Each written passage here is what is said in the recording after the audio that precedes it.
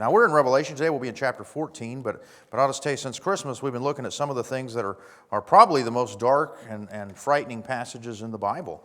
We've been looking at the Antichrist. We took a break for Christmas because I really didn't think we wanted to study the Antichrist in the middle of Christmas. You know, we'd be singing, you know, woe to the world, the Antichrist has come, or something like that. It wouldn't come out right. And so we took a break from that and kind of got back to it now that we're in the new year. And basically what we've seen is that Satan loses his war in the heavens and he gets cast down to the earth. He's no longer allowed to be in heaven being the accuser of the brethren. He's stripped of that. He's losing. And so he comes down in a fury, and God gives the world what it's been asking for from the beginning, and that's he allows Satan to run the place for 3.5 years. The Great Tribulation, that last 3.5 years of the Antichrist ruling the world and of Satan being here on the earth. And so today we're going to be looking at Revelation 14, where really you might say the tide has turned. Satan only gets 3.5 years, guys. God just gives him a little teeny tiny bit. And here we're in this chapter, we see the tide turning. And I believe chapter 12 and 13 make up the majority of that Great Tribulation period. And so time really does fly by here between these chapters. And the tide is turned, and God is ready to tell Satan here in chapter 14 that his time is up. And that's what we get to see over these next few chapters, is God telling Satan, enough's enough, you're done here, buddy. That's it, that's right. We can be excited because we know how this ends. It's good news. And so remember, though, and this is a good thing for us to remember today, even when things look their worst, God is still in control. God is the one in control, and He plans, His plans will go forward. At the end of the day, Jesus wins. And so with that in mind, I wanted to tell you up front a little understanding of the exact timing of prophecies is tricky, okay? Anybody pick that up as you're reading through prophecies? You kind of, this is a little hard to understand. I have to admit, just preparing for these sermons, this is a more challenging passage to teach. I mean, we're looking in Revelation, then it's so much easier to teach nice things like Job, you know. And so, yeah, you know, but it's been challenging. And so let's see if we can get just a bigger understanding of how the view of prophecy works. And I have a little diagram for us. This is actually something that's shared many years in school. Seeing prophecy in time. It's kind of like, anybody ever been traveling and you're driving up to mountains and you see all these mountain ranges in the distance with the peaks. And you think, oh, that doesn't look that far away. And you drive over the first one, and guess what? There's farther away. There's a whole valley in between there. You didn't see the valley. What you saw were the peaks. Well, what they explained to us in school, and I thought this was a good explanation, is when God is revealing His prophecy and His word to His prophets, to His apostles, He is giving the high points, the peaks. But you may not be seeing all the valleys. And that's why, you know, we have prophecies about the Messiah, about Jesus, and they were fulfilled in part the first time He came.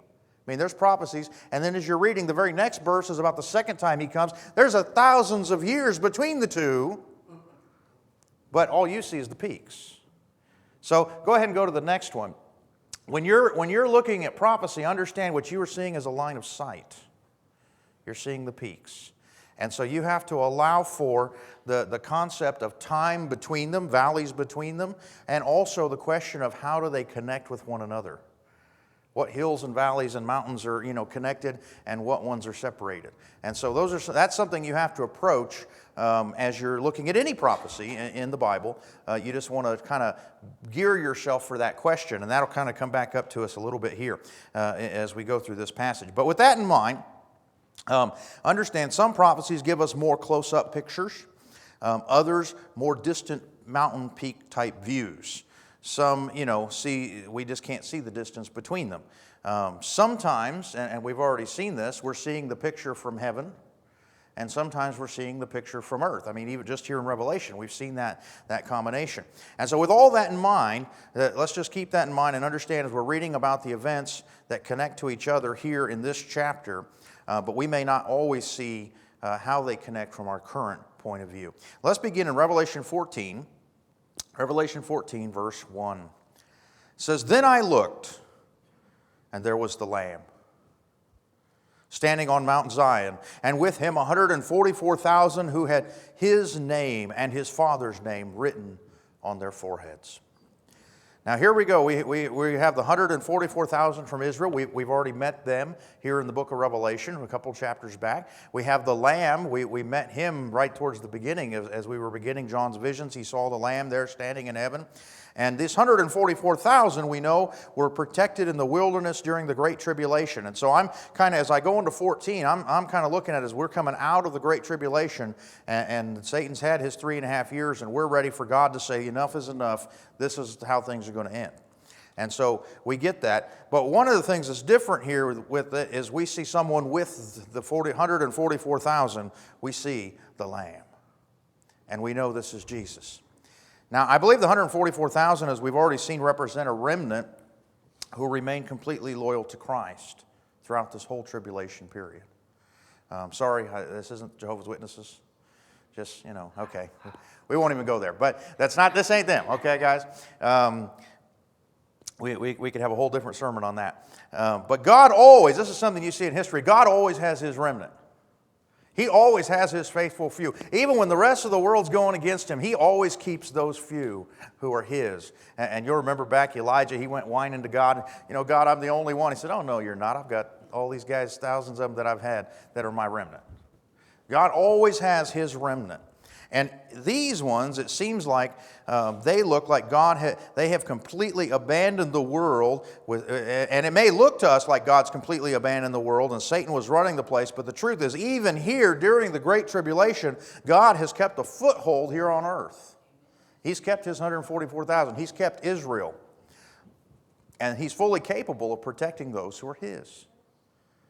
Don't forget that. He's capable. Don't look at how bad things are. Look at how big God is. That's important to remember. Now, I think there's also some strong contrast in this passage if we compare it to the other previous passages with the beast. Understand the last beast we saw there in chapter 13 looked like a lamb, but spoke like a dragon. Okay, that's how chapter 13 ends, with that beast. Chapter 14 begins with, here I see a lamb. There's a contrast here between the fake and the real. In the following chapter, we saw those who worshiped the beast. They were marked with the name on their foreheads, with the name of the beast. But here in chapter 14, we see that the 144,000 are marked with the Lamb's name and with his Father's name. And so there's this contrast between those who have chosen Satan and those who have chosen God, between the forgery that's on earth and the reality of God's kingdom and Christ coming. And things are being set up for this final showdown where God is going to destroy Satan's kingdom. That's what's about to happen. God's going to lower the boom. Now, so let's go ahead and go to verse 2. Revelation chapter 14 says this, I heard a sound from heaven like the sound of cascading waters and like the rumbling of loud thunder. And the sound I heard was like harpists playing on their harps. They sang a new song before the throne and before the four living creatures and the elders, but no one could learn the song except the 144,000 who had been redeemed from the earth. These are the ones who have not defiled themselves with women since they remained virgins. These are the ones who follow the Lamb wherever he goes. They were redeemed from humanity as the first fruits of God and the Lamb. No lie was found in their mouths. They are blameless.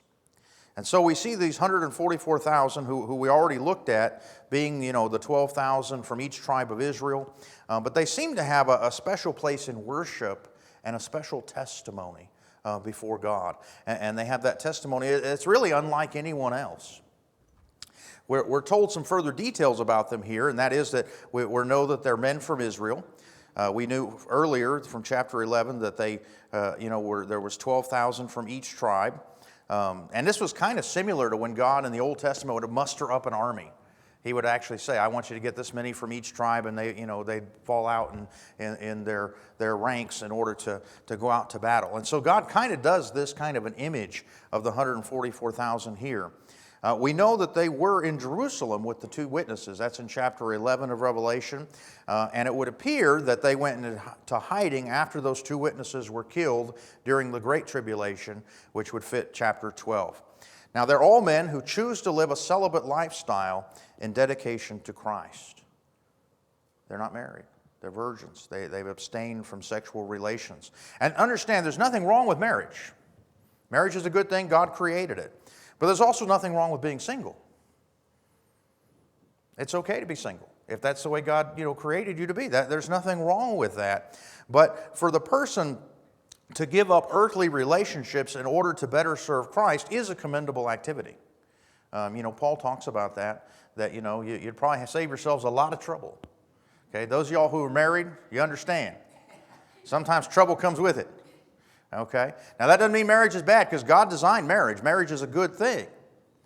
But God also does use people who are single. In fact, Jesus was single, right? So we see this dynamic. Now these are men who are committed to Christ. They are committed to Him and follow Him wherever He leads.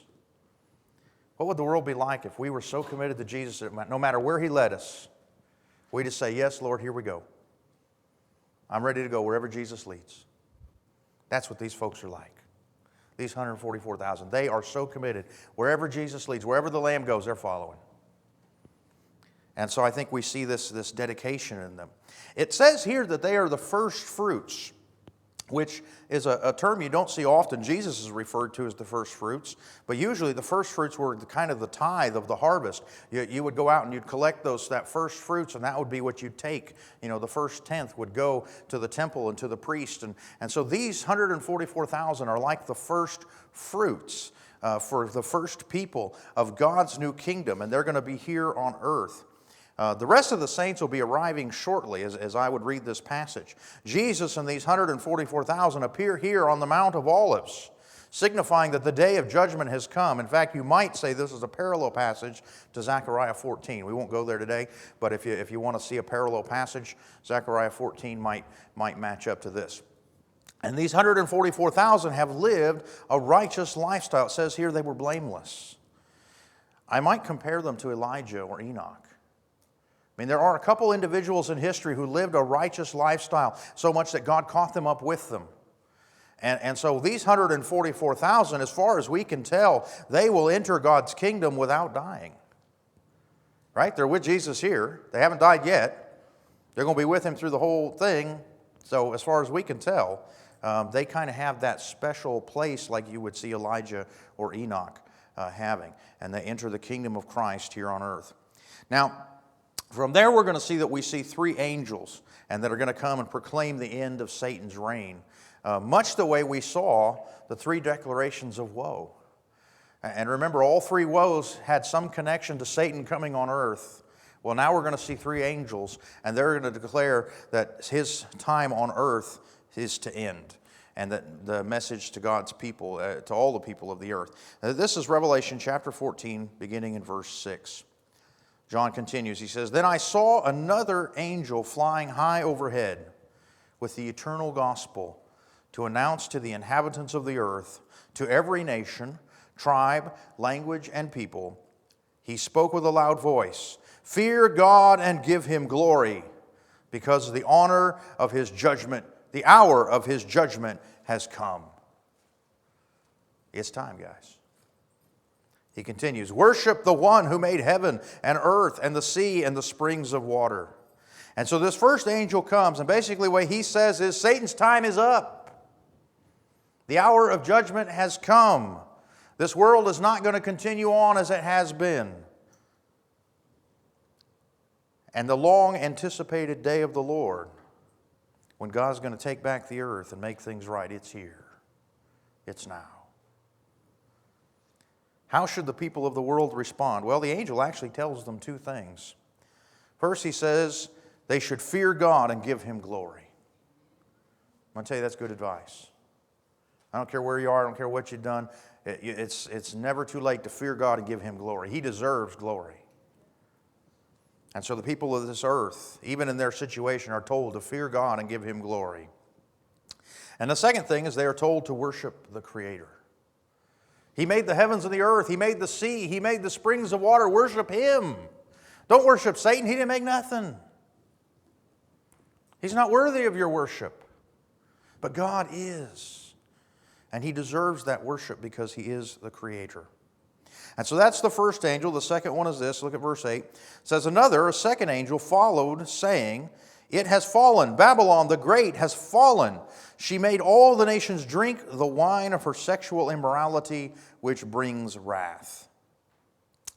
Now the second angel declares the end of Babylon the Great, which we'll actually look at in much more detail in chapter 17, and we get kind of a whole chapter about her fall and destruction. But basically what we'll see is it's a great city, maybe the capital of the one world government where the Antichrist ruled. This great, city, and probably representative of all the world empires all the way back to Babylon, the original, even to the Tower of Babel that we looked at a couple weeks ago.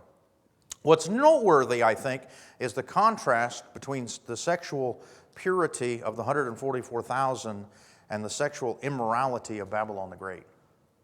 God seems to deliberately contrast this and state that this is one of the things that's bringing judgment, is her impurity, the city of Babylon, and seems to have this contrast. And basically, be careful how you choose your side, because this is how this is all going to end. I mean, there's just a warning here. Be careful. Babylon will be overthrown. This world will be overthrown, and so we're getting the announcement that that time has come.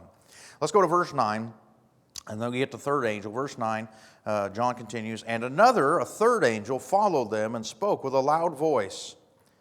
If anyone worships the beast and its image and receives a mark on its forehead or on its hand, he will also drink the wine of God's wrath, which is poured full strength into the cup of his anger." It's not going to be diluted, guys.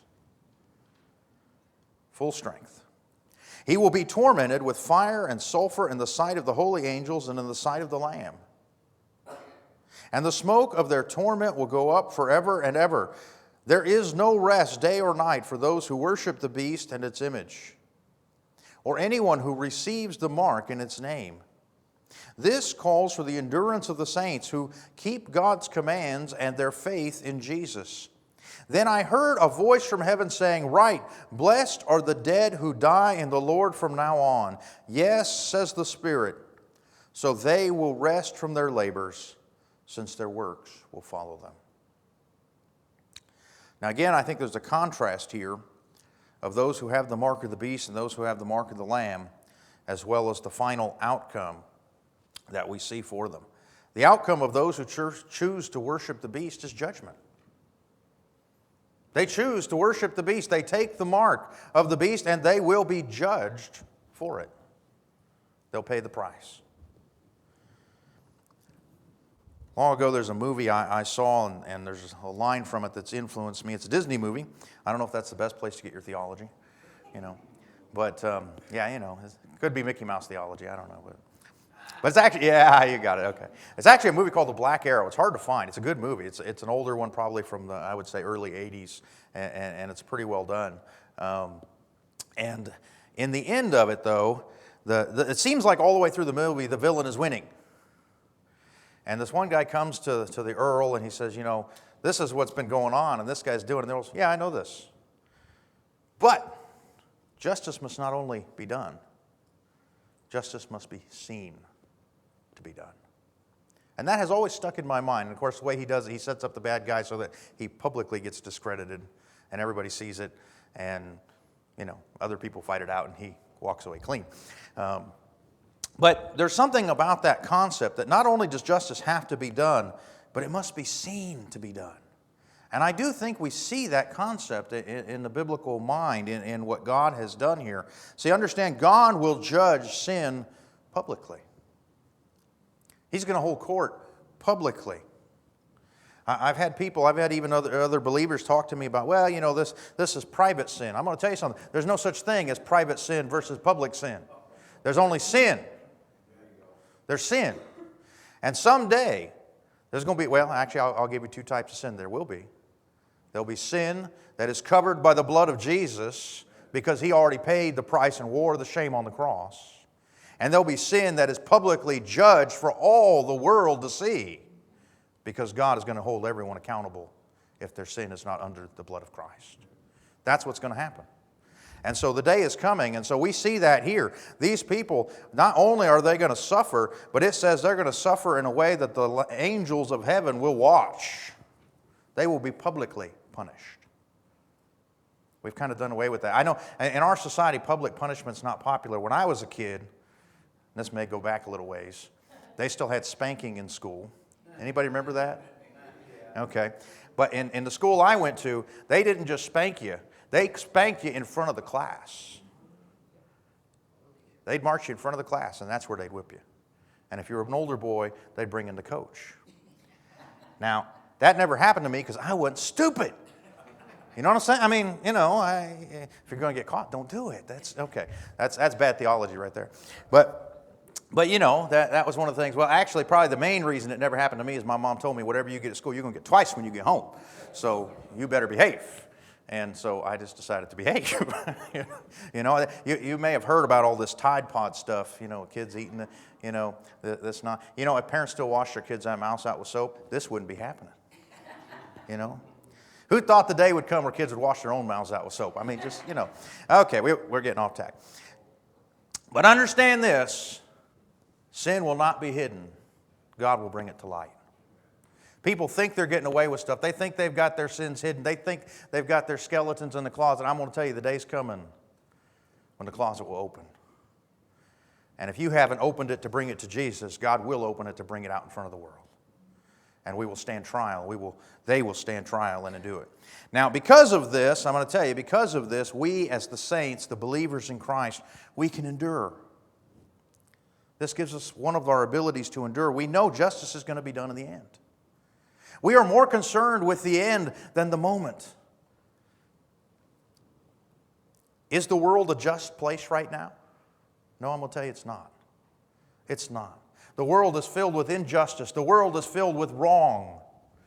In fact, we face it every day. I'm going to tell you, you will not face a day on this earth in its sinful condition where something doesn't go wrong and where something is not fair to you. But I'm going to tell you something. The day is coming when everyone will stand before the throne of Christ. And the day is coming, I fully believe, where Jesus will make things right. It may not be today, but I can endure because the day will come. And that is the endurance of the saints. People try and hide their sins, but I'm going to tell you that hiding is temporary. We can endure because we are more concerned about being on the right side when Jesus comes than we are about anything happening on this earth. We can endure because we're more concerned with Jesus saying, "Well done," than we are hearing it from the world. We can endure because we're more worried about eternity than temporary. And that is the endurance of the saints. And those who follow Jesus understand that the day of the Lord is coming. Now, John continues on, and he gets into what we would consider the day of the Lord proper. There's actually several prophecies that connect to this, and you can read them in Daniel and Ezekiel and a couple of places, but this is Revelation 14, beginning in verse 14. And John said, "Then I looked, and there was a white cloud, and one like the Son of Man was seated on the cloud, with a golden crown on his head and a sharp sickle in his hand. And another angel came out of the temple, crying out in a loud voice to the one who was seated in the cloud, 'Use your sickle and reap, for the time to reap has come, since the harvest of the earth is ripe.' So the one seated on the cloud swung his sickle over the earth, and the earth was harvested. And another angel, who had also had a sharp sickle, came out of the temple of heaven. And yet another angel, who had authority over fire, came from the altar, and he called out with a loud voice to the one who had a sharp sickle, 'Use your sharp sickle and gather the clusters of grapes from the vineyard of the earth, because its grapes have ripened.' So the angel swung his sickle at the earth and gathered the grapes from the vineyard of the earth, and he threw them into the great winepress of God's wrath. And then the press was trampled outside the city of blood, and blood poured out of the press up to the horse's bridle for about 180 miles. There's a lot of imagery in this passage. A sickle, for those of you who haven't done any ancient farming, is kind of a long metal blade that they would use to cut plants and help harvest the plants. Now, probably the most common picture of that in our culture is death. You ever see a picture of death? He's holding this thing on a pole that would be a sickle, a sharp sickle.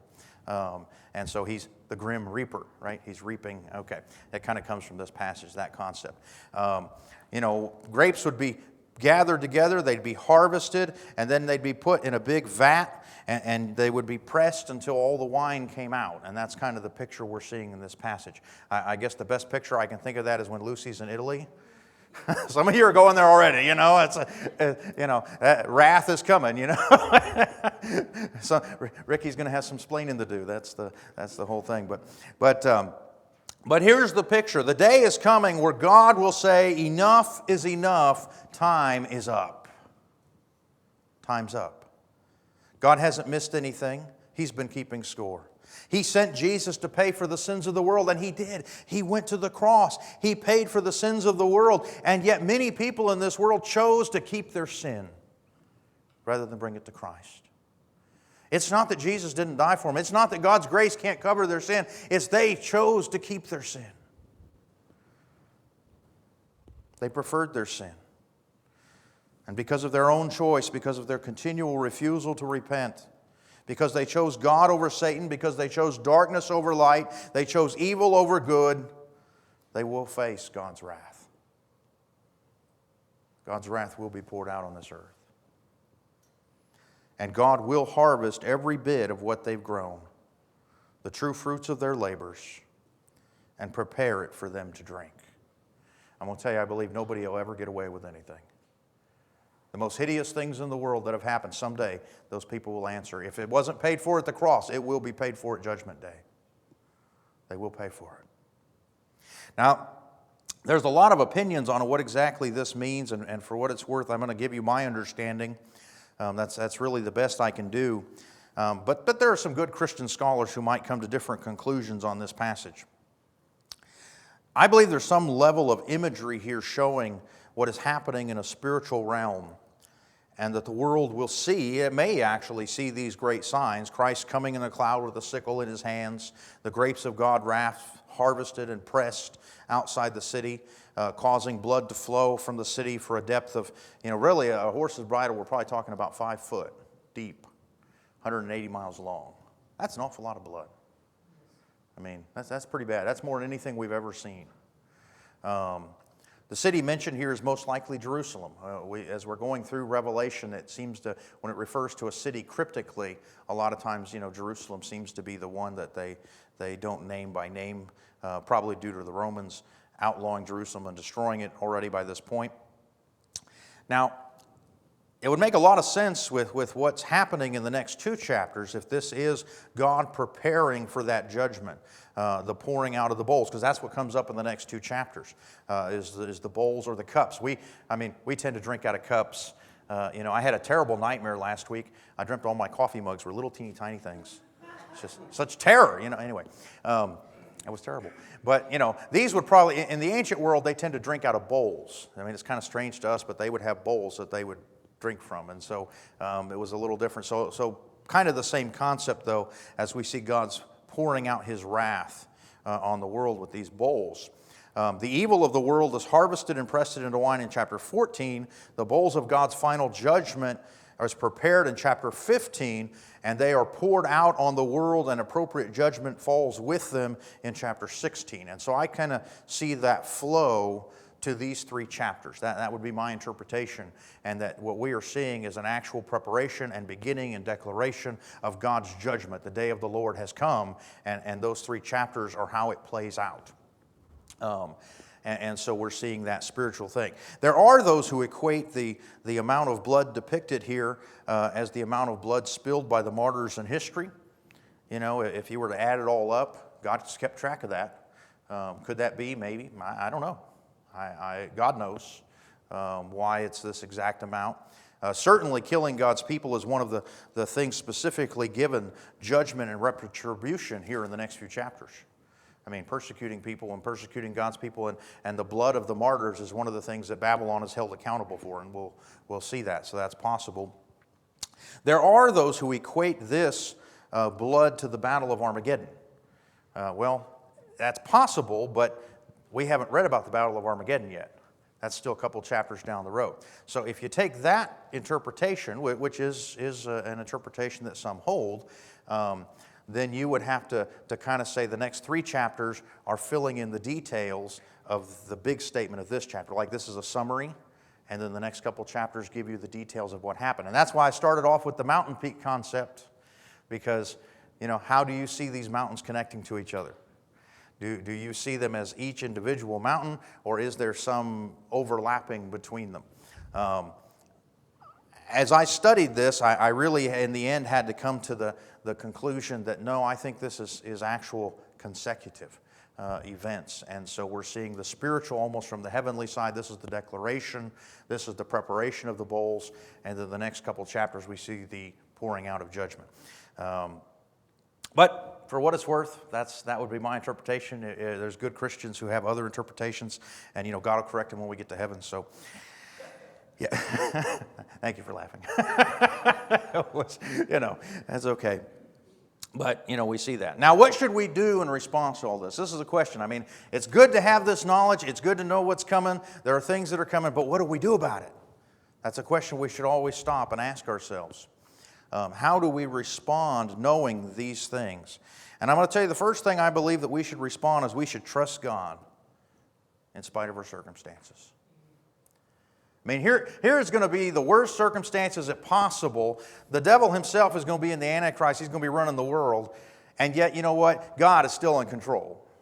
He still has his 144,000. He's still kept them pure and right, and they're doing the right thing. He has kept them safe. He didn't lose a single one. You'll notice that. He starts with 144,000. He ends with 144,000. He didn't lose one. God's in control. Satan may think he's in control. The world may think they're in control. The people around you may think they're in control of your life. But I'm going to tell you, the only one in control is God. So put yourself in his hands and trust him. Trust him. The second thing we can do is we can respond to this by being patient, knowing that God is just. Now, I'm not saying the world is just. No, it's not. We live in a sinful, fallen world that's messed up. It's messed up in more ways than I can count. Turn on the news. It won't take you 30 seconds to figure out the world's messed up. But I'm going to tell you, God is just. God is merciful. God is gracious. God sent Jesus to give you every opportunity to experience his grace. But beyond that, we know the day is coming where those who reject that grace will be held accountable. Nobody will get away with anything because God is just. And we can be patient even in the midst of difficulty, even in the midst of being wrongly treated. I'm going to tell you, all of us here have at some point been wrongly treated, wrongly accused. But we can be patient knowing God's just, he sees. When you're in that situation, remember this passage. But also, I like to encourage people to remember the life of Joseph. And you want someone who was treated unjustly, but you know what? He trusted God, and God brought him out on top. And that's what happens when you put your trust in God, when you're patient and you wait on him. And the third thing I think we can learn from this passage is we should live for Jesus, knowing that it really does make a difference. You know, these 144,000, they chose to live for Jesus. They lived for him. They followed him wherever he went. They chose to set aside even the things of this world and the things of life that we would consider normal in order to passionately follow Christ. And we see it makes a difference. I'm going to tell you, you will never go wrong living for Christ. You will never be disappointed. You may be disappointed by your circumstances, but you will never be disappointed with the outcome of your life, choosing to live for Christ. And I'm going to tell you, when we get before the throne of God, those who made the choice to live for Jesus, they're going to see how much it really mattered. And those who chose not to are going to see how much it really mattered. Which were we living for? I think we can learn that from this passage. Which side do we choose? There's a lot here in the comparison between those who chose God and those who chose Satan. Which side will you choose? Will you choose to be with Jesus today? To stand with him in the face of the world? And does your life show that? Now I'm going to tell you, it's easy on Sunday morning to come into church and say, yes, I stand with Jesus. But will you still stand with him tomorrow morning when you go to work? See, I'll tell you, that's a little more challenging, isn't it? I mean, honestly. Will you stand with Jesus when you get home this afternoon and you have to put up with your family? You know. Be careful. You're sitting next to the person you're going home with. Oh, but, you know, don't laugh too much. But will we? You know, they root for different football teams. That's the okay. But you know, what does your life say? Does your life show that you stand for Jesus? That's the thing that impresses me. These 144,000, they not only had the talk, but they walked the walk. And we can live that kind of life. Let's pray.